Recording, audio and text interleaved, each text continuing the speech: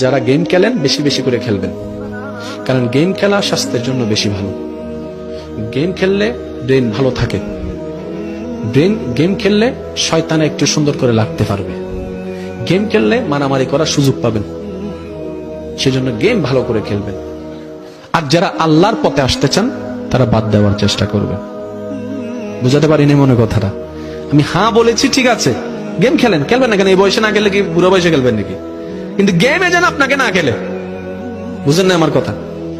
আপনার মন চাচ্ছে আপনি গেম খেলছেন, আজান দিয়েছে, গেম আপনি ছাড়তে পারেন নাই, তার মানে গেম আপনাকে খেলতেছে, গেম আপনাকে খেলতেছে, আপনি গেম খেলছেন না। আপনার মা ডাকছে এদিকে আয়, গেম আপনাকে খেলছে। আপনি কখন গেম খেলেন জানেন? যেটা আপনার ইচ্ছায় চলে, মন চাইলে খেলবো, মন চাইলে রাখবো, এই গেম আপনার আন্ডারে। কিন্তু আপনি নিজেকে প্রশ্ন করে দেখেন, আপনি গেম খেলেন নাকি গেম আপনারে খেলে?